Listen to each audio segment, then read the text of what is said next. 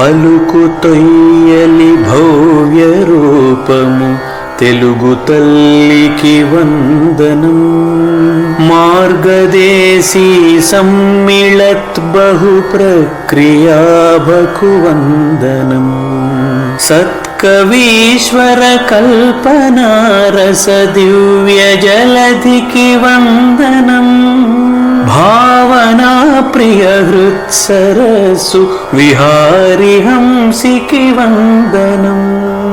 భావనా ప్రియ హృత్సరసు విహారి హంసికి వందనం. భావనా ప్రియ హృత్సరసు విహారి హంసికి వందనం. ఆర్తగీతం పుస్తకాన్ని సమీక్ష చేయడానికి కవిల మేడం గారు ఎప్పుడెప్పుడు అని ఎదురు చూస్తున్నారు. వారితో పాటు మనం కూడా వారి సమీక్షను ఎప్పుడు విందామని చెప్పి మనం ఎదురు చూస్తున్నాం. కాబట్టి మేడం ఆలస్యం చేయకుండా వచ్చేయండి మేడం, ఆర్తగీతం పుస్తకాన్ని సమీక్షించండి. వెల్కమ్. ధన్యవాదాలు రేవుల్ గారు. ఈ రోజు 254వ సాహిత్య కార్యక్రమం శనివార సాహిత్య కార్యక్రమానికి విచ్చేసినటువంటి అందరి మిత్రులకి కూడా శుభ ఆహ్వానము తెలియజేస్తూ ఓపికగా వింటూ ఇంకా మన సాహిత్య కార్యక్రమాలను ఆహ్లాదభరితంగా ఉత్సుకత రెట్టించే విధంగా 30 మంది పాల్గొంటూ ఈ కార్యక్రమాన్ని కొనసాగిస్తున్నారంటే చాలా ముదావహం. ఏదో ట్రిగ్గర్ పెట్టి మెడ మీద కత్తి పెడితే తప్ప కలెక్టర్ మీటింగ్ కి కూడా పెడితే తప్ప క్లాజెస్ ఉన్నాయి. కలెక్టర్ గారి మీటింగ్ కి కూడా రారు, ఏది ప్రెషర్ చేస్తే తప్ప. అలాంటి రోజుల్లో స్వచ్ఛందంగా ఎలాంటి ప్రెషర్ లేకుండా లింక్ అడిగి మరి సంతోషంగా భావన ప్రియ లింక్ పంపండి అని గ్రూపుల్లో పెడుతున్నటువంటి సాహిత్య కార్యక్రమాల లింకులు కూడా హాజరు కావడం లేదు. మనకున్న నియమం ప్రకారం ఏ సమూహంలో కూడా దీన్ని పోస్ట్ చేయకూడదు, కేవలం ఒక వ్యక్తులకి ఇండివిజువల్ గా పోస్ట్ చేయడం తప్ప. ఇలాంటి నియమాలు కఠినంగా ఉన్నా కూడా కొన్ని కారణాల వల్ల ఎలా సంఖ్యకి మాత్రం ఎలాంటి విఘాతం కలగకుండా భావన ప్రియ కార్యక్రమాలకు హాజరవుతున్నటువంటి రసజ్ఞమైనటువంటి సాహితీ మిత్రులందరికీ నమస్కారాలు తెలియజేస్తూ ఈ రోజుటి ఆర్తగీతం పుస్తకం మనం అందరము భద్రాచలంలో చక్కగా ఆవిష్కరించుకున్నాము. ఇది చక్రవర్తి గురువు గారి వచన కవితా సంపుటి. చాలా చక్కనైనటువంటి ముఖ చిత్రంతో చక్కగా ఒక ముఖ చిత్రం గురించి మాట్లాడుకుంటే మనం 10 నిమిషాలు మాట్లాడుకోవచ్చు. అప్పుడు 20 నిమిషాలే మన పుస్తక సమీక్ష మిగిలి ఉంటుంది. కాబట్టి అవకాశం లేదు. దాన్ని చూస్తూ ఉంటే మీరందరూ చిత్రానికి పద్యాలు కవితలు రాసేవాళ్ళు కాబట్టి ఎన్నెన్నో అర్థాలు స్ఫురిస్తూ ఆ చేతిలో ఉన్నటువంటి డప్పు గీయడం కోసం ఆ చిత్రంలో ఎంచుకున్నటువంటి రంగు సూర్యుడికి ప్రతీకగా కనబడుతోంది. అది ఒక అభ్యుదయ ప్రతీకగా మనకి కనిపిస్తోంది. అంతేకాకుండా రెక్కలు విచ్చుకొని ఎగురుతున్నటువంటి పక్షుల గుంపు, అది ఒక అందమైనటువంటి స్వేచ్ఛకు ప్రతీకగా కనపడుతుంది. అయితే స్వేచ్ఛకు ప్రతీకగా ఓ పిలుప లేకపోతే ఒక చాటింప ఏమిటి అనంటే ఒక కవి పాడుతున్నటువంటి ఆర్తగీతం. ఈ ఆర్తగీతానికి ముందు మాట రాసినటువంటి వారు మేడిపల్లి రవికుమార్ గారు. ఆయన విశ్రాంత తిరుపతి తెలుగు విశ్వవిద్యాలయంలో వారు ఆచార్యులుగా పనిచేస్తున్నారు. ఆచార్య మేడిపల్లి రవికుమార్ గారు అద్భుతమైనటువంటి వచన కవిత విశ్లేషకులు. ఆయన దీనికి ముందు మాట రాశారు.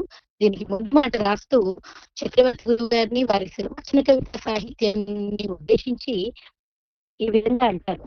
చక్రవర్తి గారు సంప్రదాయ విద్య కలిగిన ఆధునికులు అంటారు.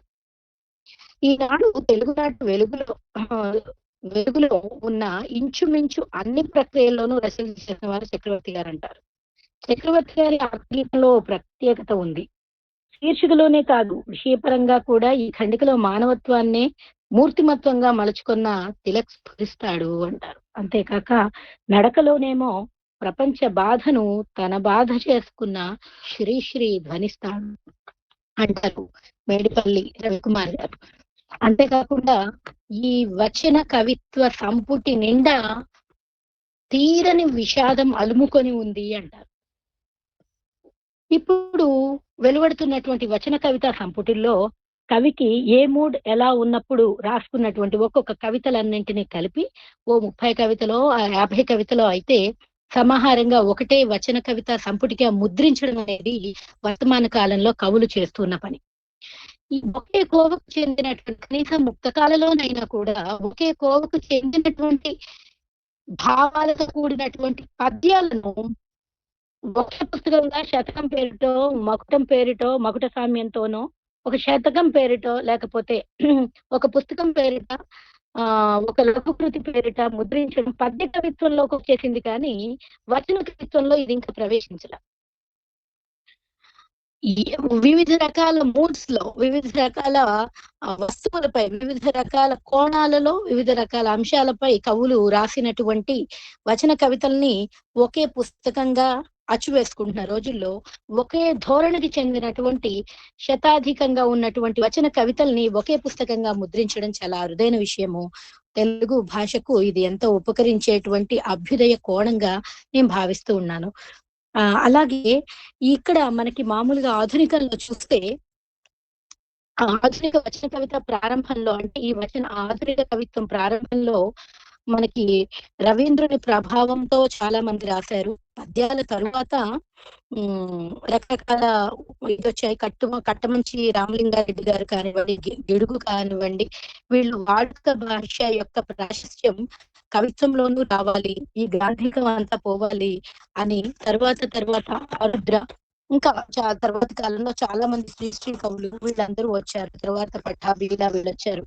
అయితే నా నా ఈ వచన కవిత పద్యాలనే దుడ్డు కర్రలతో పద్యాల నడుములు విరగతంతాను, చిన్నయసూరి బాల వ్యాకరణాన్ని చాలా దండిస్తాను, అనుసరిస్తాను నవీన పంథ కానీ భావ కవిన్ మాత్రము కాన్నేన అహం భావ కవిని అని పఠాభి. ఇట్లాంటి వాళ్ళు పద్యం మీద శ్రీ ఇలాంటి వాళ్ళు అనేక మంది, అంటే ఒక మోస్తరు, ఒక ధోరణిలో వెడుతున్నటువంటి కవిత ధారను ఓ మలుపు తిప్పి ఒక పాయను చీల్చి వచన కవితకు బాటలు వేసినటువంటి ఆ నేపథ్యం నుండి అంకురించినటువంటి వచన కవిత విప్లవం ఇప్పుడు అప్రతిహతంగా సమాజంలో ప్రవహిస్తోంది.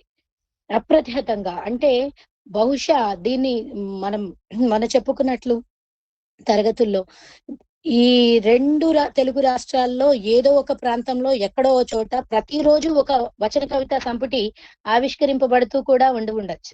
అంత విస్తృతంగా వచన కవిత్వం వెలువరించబడుతున్న రోజుల్లో ఒకే కోవకు చెందినటువంటి ఇలాంటి శతాధికమైనటువంటి ఒకే భావజాలంతో రాయబడినటువంటి కవితల్ని ఆర్తగీతం పేరిట ముద్రించడం ముదావహము.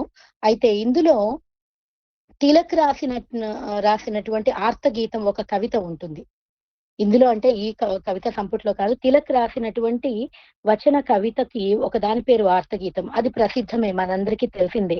ఆ పేరిట ఎంతో మంది ఆర్తగీతం పేరిట కవితలు రాసిన వాళ్ళు ఉన్నారు. కానీ ఆర్తగీతం అనే పేరుని స్వయంగా ఆ పేరునే తీసుకొని ప్రత్యక్షంగా కవిత సంపుటికి స్వీకరించడం అనేది ఇదే మొట్టమొదటిసారిగా కనపడుతుంది అనుకుంటాను. తరువాత ఈ కవితల్లోకి వెడితే వర్తమానంలో ఉన్నటువంటి మనిషి ప్రవృత్తి మీద, మనిషి యొక్క నైజం మీద అసంతృప్తి, వర్తమాన సమాజం పట్ల అసంతృప్తి, మారాలి అనేటువంటి ప్రగాఢమైనటువంటి కోరిక, మార్పు కోసమైనటువంటి ఆరాటం, మార్పు కోసం యువకులకు, కవులకు, యువ కవులకు, సమాజంలోని ప్రతి పౌరునికి ఇచ్చేటువంటి పిలుపు, చేరి రాకపోవడం వల్ల మార్పుని సాధించడం కోసం చేరి రాకపోవడం వల్ల వచ్చే అసంతృప్తి, నైరాశ్యం, కలిసి వస్తున్న దానిలోనూ ఉన్నటువంటి విభేదాలు, కలిసి వచ్చే వారిలో ఉన్నటువంటి విభేదాలు, కలిసి వచ్చే వారిలోనూ విభేదాల మూలంగా లేకపోబడుతున్నటువంటి ఫలితాలు, వీటన్నింటి పట్ల ఓ నైరాశ్యాన్ని ప్రకటిస్తారు కవి. మొట్టమొదటి కవితను చూస్తే మరింత చీకట్లోకి. ఇది ఏమిటి మరింత చీకట్లోకి అంటూ ఒక శుభంగా ఒక పుస్తకాన్ని ప్రారంభిస్తూ మరింత చీకట్లోకి అని మొట్టమొదటి కవితను పెట్టుకుంటామా? శ్రీకారంతో కవిత్వాన్ని రాసేటువంటి కావ్యాలలోనో కృత్యారంభాలలోనో శ్రీకారంతో ప్రారంభించుకునే సంప్రదాయంలో కదా మనం ఉన్నాము. అలాంటిది మరింత చీకట్లోకి అంటూ ప్రారంభించారు. అంటే ఈ కవిత ఎలా కనపడుతుందంటే ఒక నిరసన స్వరం లాగా వినబడుతుంది. మనం జరగకూడదు ఏదైనా జరిగినప్పుడు ఒక బ్లాక్ బ్యాడ్జ్ ఎట్లా ధరించి ఎలా వెడతామో, సమాజంలో జరగకూడనిది ఏదో జరిగింది, దాని పట్ల నిరసన ప్రకటిస్తున్నాడా కవి అని స్ఫురింపచేసే విధంగా మరింత చీకట్లోకి అనేటువంటి ఒక బ్లాక్ బ్యాడ్జ్, ఈ ఎంటైర్ కవిత సంపుటికి ఒక బ్లాక్ బ్యాడ్జ్ లాగా ఈ తొట్టెతొలి వచన కవిత మనకి భాసిస్తూ ఉంటుంది. ఇందులో అంటారు, గతించిన యుగాల పొరలు చీల్చి కప్పుకుంటున్నాడు ఎందుకో మనిషి. యుగాల పొరలు ఎన్నో గతించిపోయాయి, మళ్ళీ మళ్ళీ ఆ పొరలు ఒలిచి దుప్పటి కప్పుకుంటున్నాడని ఆవేదన పడుతున్నాడు. వెనక్కి పోయి చేతులతోనూ నడిచే ప్రయత్నం చేస్తున్నాడు. జంతువు అవుతున్నాడు అంటే అది వాచ్యం అయ్యుండేది, కానీ అలా అనలేదు. వెనక్కి వెళ్ళి చేతులతోనూ నడిచే ప్రయత్నం చేస్తున్నాడు. గ్రహాలకు తరలడమే సైన్స్ అనుకుంటే భూమిపై చిదిమేసే తనాన్ని ఏమనాలో నాకిప్పుడు కొత్త నిర్వచనాలు కావాలి. తోటివారి ఆక్రందనలను ఆహ్లాదంగా ఆస్వాదించే వికృతత్వాన్ని విడమరిచి చెప్పే కొత్త విజ్ఞాన సర్వస్వం నాకిప్పుడు కావాలి. ఇంతకు ముందు ఈ దారులు పాడైపోయాయి, కొత్త దారులు కావాలి అంటారు కవి. ఎందుకంటే ఇది మొట్టమొదటి వచన కవిత సంపుటి కాదు. ఈ కవి గారు రచించినటువంటి మునుపటి 2 వచన కవిత సంపుటాలు ఉన్నాయి. వెన్నెలవాగు రాగపక్షం, విరాగపక్షం. వాటిల్లో పూర్తిగా భావ కవితా ధోరణిని వివరించినా కూడా వెన్నెలవాగు తొట్టతొలి ప్రచురణలో కొన్ని సామాజిక వచన కవితలు ఉన్నాయి. అందులో ఆయన కొత్త గొడ్డళ్ళు కావాలి, కొత్త దారులు కావాలి అంటూ సమాజం మీద ఉన్నటువంటి ఒక నిరసన ధోరణిని ప్రకటించిన కవి ఇక్కడ ఏమంటున్నారు, నాకిప్పుడు కొత్త నిర్వచనాలు కావాలి. ఈ ఆక్రందనలను కూడా ఆహ్లాదంగా ఆస్వాదించే వికృతత్వాన్ని విడమరిచి చెప్పే కొత్త విజ్ఞాన సర్వస్వం నాకు ఇప్పుడు కావాలి అని ప్రశ్నిస్తున్నారు. ఇలా ఒక విధమైన ఈ కవిత ముక్తాయింపు దశకు వచ్చేసరికి ఒక పిలుపునిస్తున్నారు. అంటే ఆ పిలుపు అంటే ఒక మార్గదర్శనం చేస్తున్నారు. అంతరిక్షంలో విహరించే ముందు ఒక హెచ్చరిక చేస్తున్నారు. అంతరంగాన్ని తట్టి చూడాలి, ఏ లోకాలో ఆక్రమించే ముందు లోనికి తొంగి చూసుకోవాలి. ఏదో లోకంలో వెళ్ళి విహరించడం కాదు, ముందు నీ లోపల నువ్వు. అందుకనే తన్ను తెలుసుకున్నవాడు తత్వజ్ఞుడు అని ఉన్నది కదా. కాబట్టి తత్వం తెలుసుకోవాలి అనంటే ముందు తనలోకి తాను తొంగి చూసుకోవాలి మనిషి అనేటువంటి విషయాన్ని ఇక్కడ. ఎందుకంటే తనలోకి తాను తొంగి చూసుకున్నప్పుడు మనిషి తన లోపాలని కనుగొనగలుగుతాడు.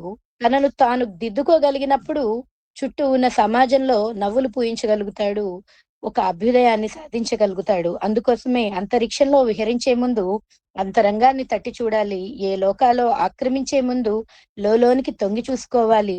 ఆడతనము పసికందులు అంతరించక ముందే చీడ పట్టిన మనిషికి మందు వేయాలి అన్న. ఎంత హృదయం ద్రవీభవించేటువంటి అందుకే విషాదం నిండిపోయి ఉన్నది, దీని నిండా అంతులేని విషాదం నిండిపోయి ఉన్నది అన్న. రాగపక్షం చక్రవర్తి గురువు గారి కలం రాసినటువంటి వచన కవితలు అసంఖ్యాకం. వాటిలో నుండి మేము ఎన్నుకొని పుస్తకాలు ముద్ర వేయాలి, కానీ ఎన్నుకోకుండా ఎలా పడితే అలా మేము ముద్ర వేసామంటే వాటికి లక్షలు అయిపోతాయి. వాటికి ఎంపిక చేసుకోవడం మాకు ఒక టాస్క్ ప్రతిసారి. అందుకనే మేము దీన్ని విభజించుకున్నాం. ఎలా భావ కవిత్వంగాను సామాజిక కవిత్వంగా విభజించుకొని 1 సంవత్సరం భావ కవిత్వం మొత్తాన్ని మళ్ళీ దాన్ని ప్రణయ సంబంధితమైనది గాను, విషాద సంబంధితమైనది గాను, విరాగ సంబంధితమైనది గాను, రెండింటిగా వియోగ సంబంధితమైనది గాను, రెండింటిగా విడిగా రాగపక్షం వెన్నెలవాగు, విరాగపక్షం పేరిట 2గా ముద్రించాం.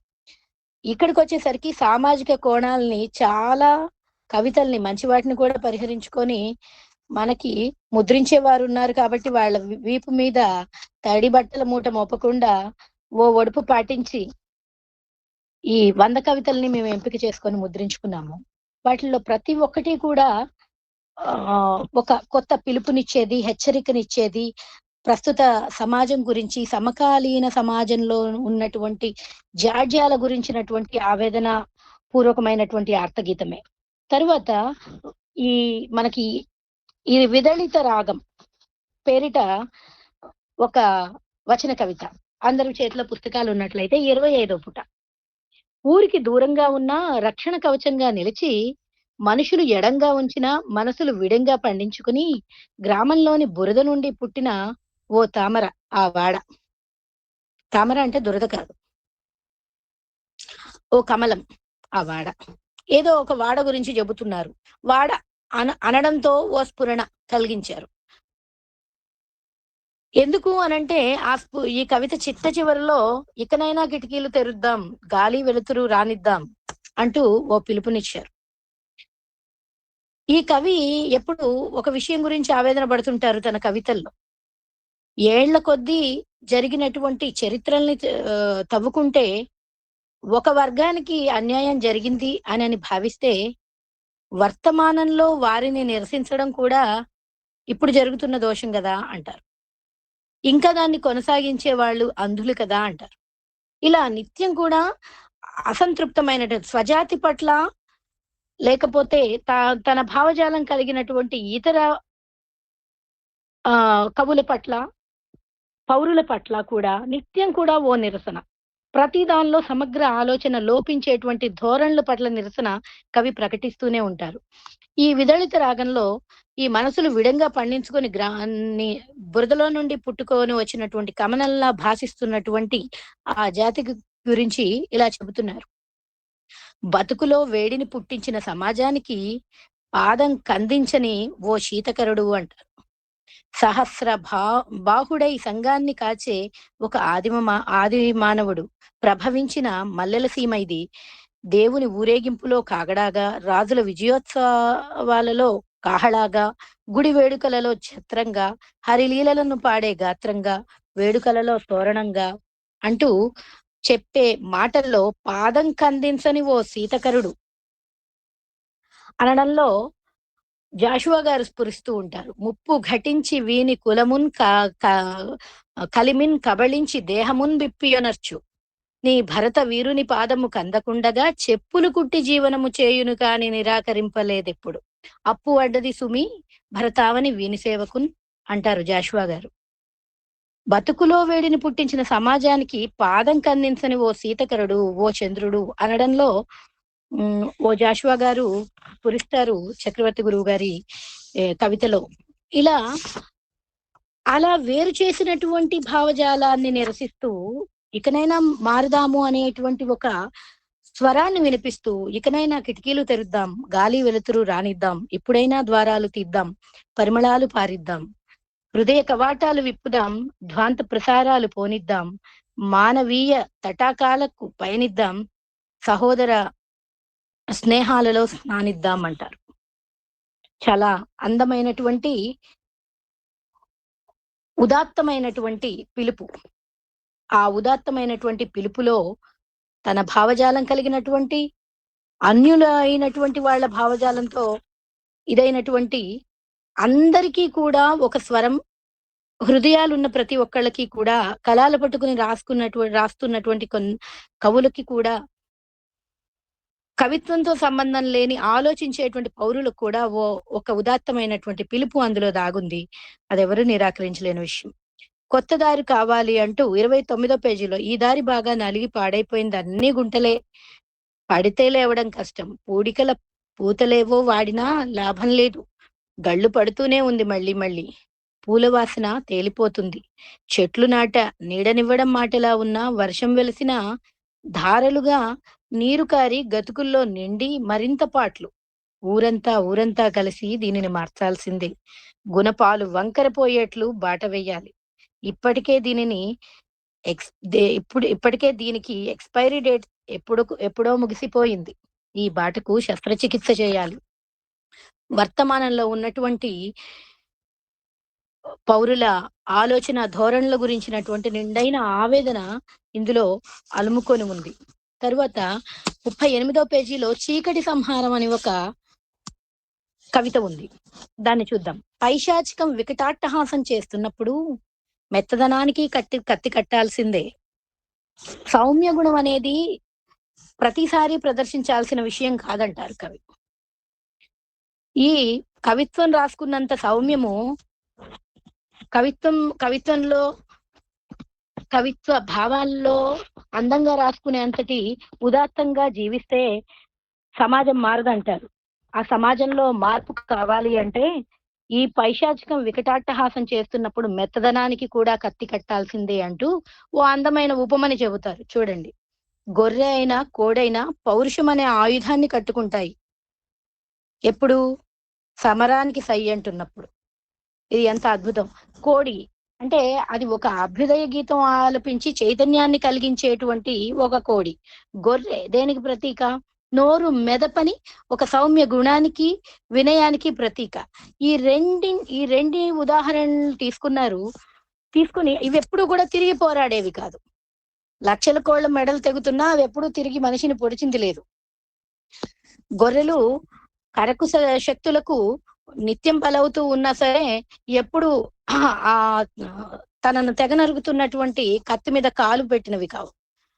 అయినా కూడా అవి రెండు పొట్టేళ్లు ఢీకొంటున్నప్పుడు కొమ్ములు వాడతాయి. ఆయుధం పట్టినట్టే కదా. తరువాత అలాంటి కోడి కూడా పందానికి సై అంటున్నప్పుడు కత్తి కట్టక తప్పదు అంటాడు.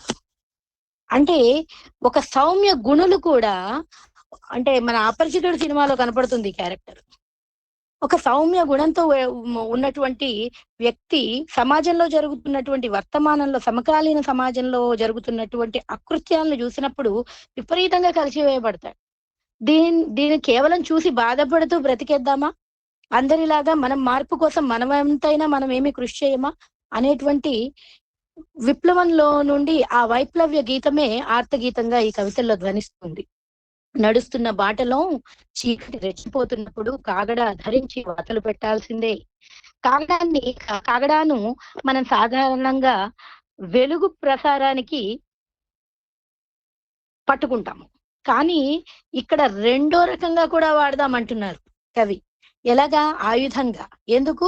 కాగడా ధరించి వాతలు పెట్టాలి. ఆ అగ్నిని, ఆ మార్గాన్ని మార్గదర్శనం చేసేటువంటి కాంతిగా వినియోగించుకోవడం మాత్రమే సరిపోదు వర్తమానంలో, దాన్ని ఆయుధంగా కూడా వాడుకోవాలి. లేకపోతే ఏమవుతుంది?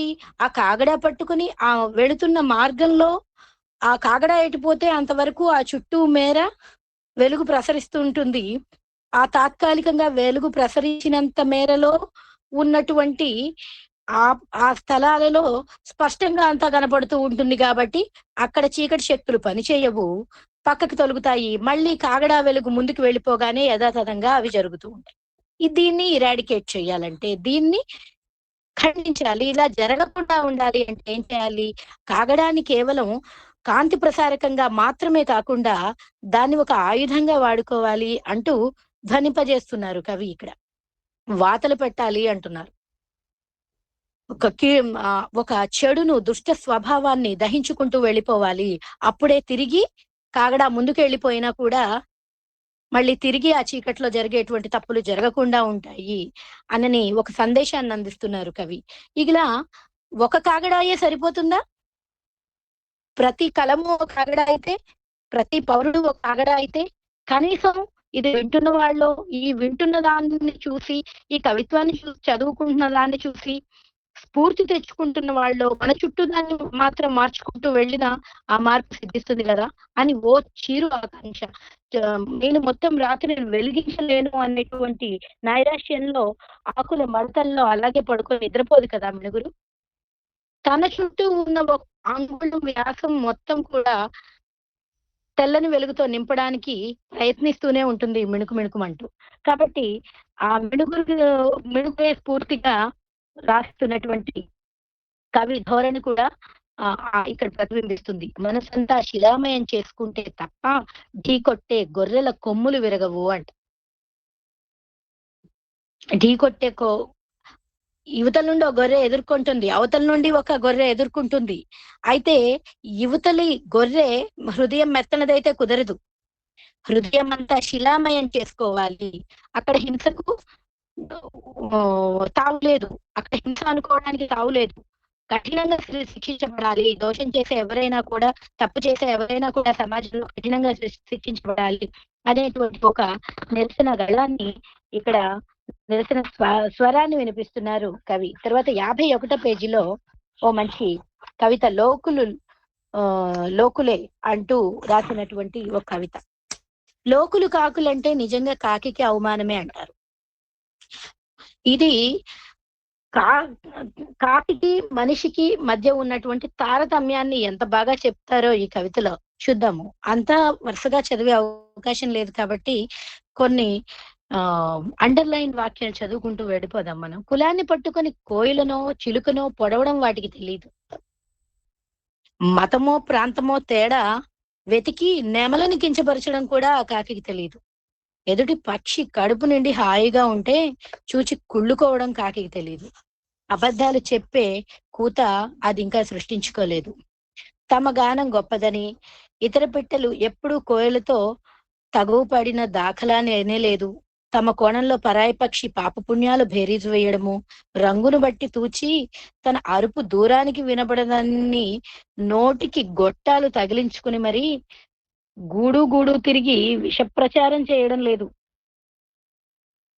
మీదుమిక్కిలి ఇతరుల బతుకుల్లోకి తొంగిచూచి ఇళ్ళెక్కి చెట్లెక్కి గగ్గోలు పెట్టడం ఎరుగదు. వేసిన పిండం విస్తరంత ఉన్నా ముక్కెడు మాత్రమే బొక్కిపోయే అల్పమైన తృప్తి. వాటి సహజాతాలు రెక్కల్లో దాచేసుకునో తోకలో నింపేసుకునో పోవాలని చూడదు. కాకి కాకి కాకి ఏ పక్షైనా ప్రకృతిలో ఉండేటువంటి గొప్పతనం ఇది. మనిషికి ప్రకృతికి ఉండే తారతమ్యం ఇది. వేసినది విస్తరంత వడ్డించిన ఏదైనా బాక్స్ దొరికితే బాగుండదు, తెచ్చుకొని దాన్ని పట్టుకొని పోదాము, పిల్లలకి ఇలాంటివి ఏవి ఉండవు. కడుపు నిండింది కదా, రేపటి పరిస్థితి ఏమిటి అని ఏ పిచ్చికైనా ఆలోచించుకుని నిద్రపోవడం మీరు చూసారా ఎప్పుడైనా? ఎంత అమాయకంగా గూళ్ళల్లో గోధూళి వేళ అయ్యే గూళ్ళన్నీ కనులాయి అంటారు. ఎంత అద్భుతమైనటువంటి ఎక్స్ప్రెషన్ అది. గూళ్ళన్నీ కనులవ్వడం ఏంటంటే అన్ని పక్షులు గూటికి చేరాయి అనుకోవడమే కదా. గూళ్ళన్నీ కనులాయి, ఎంత అద్భుతమైన కవిత్వాలు ఉన్నాయి మనకి. కాబట్టి ఆ గూళ్ళన్నీ కనులైనటువంటి ఆ గూళ్ళల్లోకి, ఆ కనుల్లోకి ఎప్పుడైనా తొంగి చూస్తే రేపటి గురించిన చింతన కనబడుతుందా మనకి ఏమైనా లేశమైనా? మనిషి ఏ పూటైనా టైంకి కళ్ళు మూసుకుని ప్రశాంతంగా నిద్రపోవడం చూసారా పోని? ఎలాగండి కాకితో మనిషిని పోల్చేది? ఆ విషయాన్ని చాలా నిరసిస్తున్నారు చక్రవర్తి గురువు గారు. రెక్కల్లో దాచేసుకునో తోకలో నింపేసుకునో పోవాలని చూడదు. దానికి సంచీలు కుట్టుకోవడము రాదు. కాబట్టి దాన్ని ఏదైనా అనే ముందు కొంచెం ఆలోచిద్దాం. ఏమైనా కాకే, మడిసే. కాకి సుగుణాలు ఎప్పటికీ మనిషికి రావు అంటారు ముక్తాయింపులో కవి. అలా ఈ ఈ కవిత సంపుటి నిండా కూడా ఏది పట్టుకుంటే అది రసభరితమైనటువంటి, అంటే ప్రతిది కూడా ఆలోచింపజేసేటువంటి కవితా ధోరణి. అందమైన ఉపమలతో. ఎంత అందమైన ఉపమలు అనంటే ఇప్పుడు ఇందాక చూసాం కదా, గొర్రె కోడి, ఇవి ఎంత సౌమ్యమైనటువంటి జీవులైనప్పటికీ కూడా కత్తులు కట్టుకోవడం అది అవసరము సమాజానికి ప్రస్తుతం ఉన్న కాలంలో అంటున్నారు.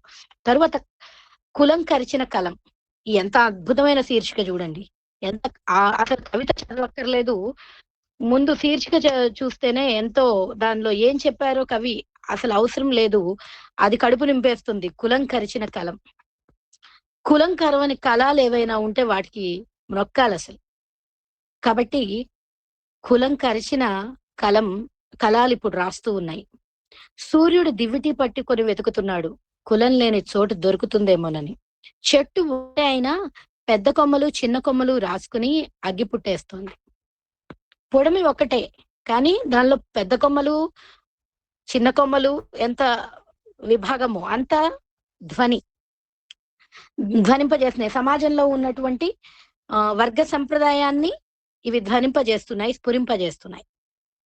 కాబట్టి చెట్టు ఒకటే అయినా పెద్ద కొమ్మలు చిన్న కొమ్మలు రాచుకుని అగ్గి పుట్టేస్తోంది. ఆ అగ్గిలో కొమ్మల కొలతలు తారతమ్యం లేకుండా కాలిపోతున్నాయి. రాలిపడిన కొమ్మల మెదళ్ళు మొదళ్లలో బాగా నాటుకొని బలంగా మొలకెత్తుతున్నాయి. పోనీ ఆ రాలిపడ్డ అక్కడితో పోవట్లేదు.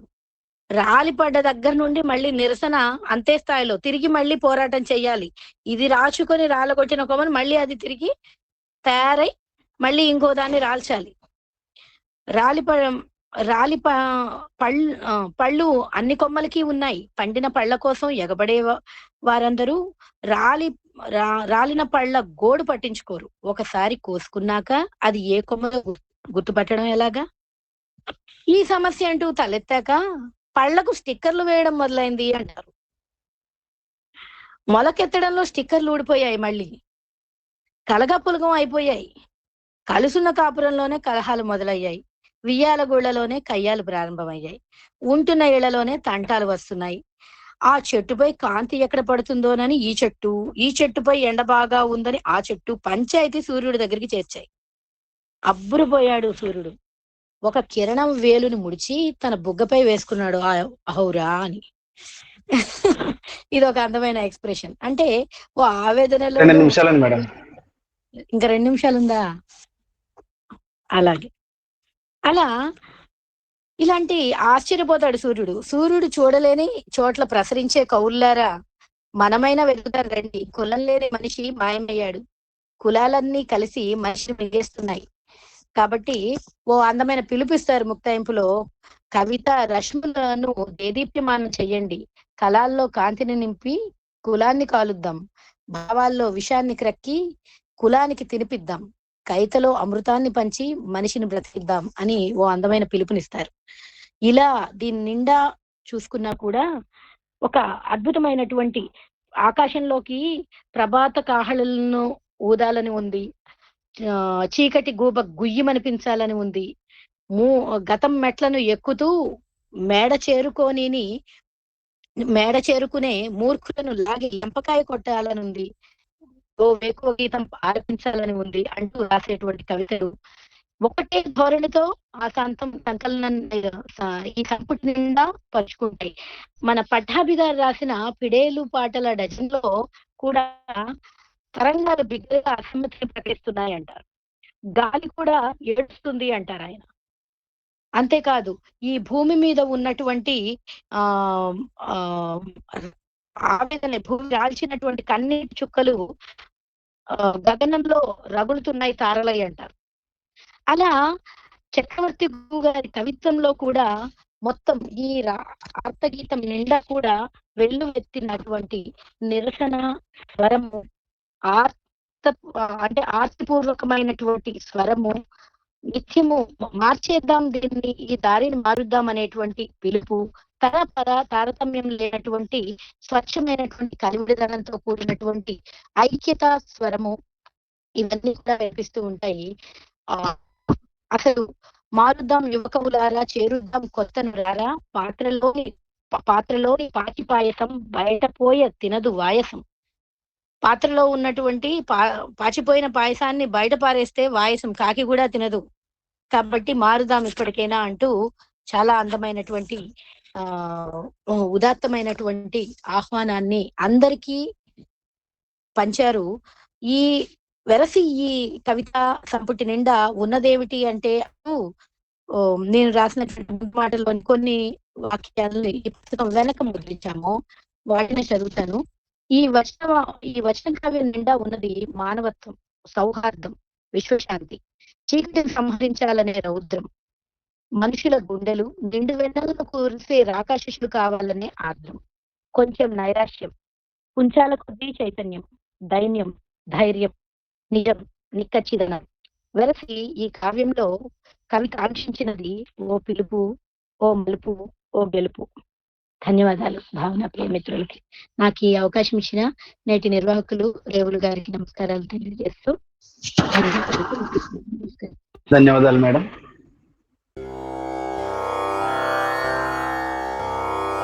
పలుకు తొయ్యలి భవ్య రూపము తెలుగు తల్లికి వందనం. మార్గదేశీ సమ్మిళత్ బహు ప్రక్రియాభకు వందనం. సత్కవీశ్వర కల్పనారస దివ్య జలధికి వందనం. భావనా ప్రియ హృత్సరసు విహారి హంసికి వందనం. భావనా ప్రియ హృత్సరసు విహారి హంసికి వందనం. భావనా ప్రియ హృత్సరసు విహారి హంసికి వందనం.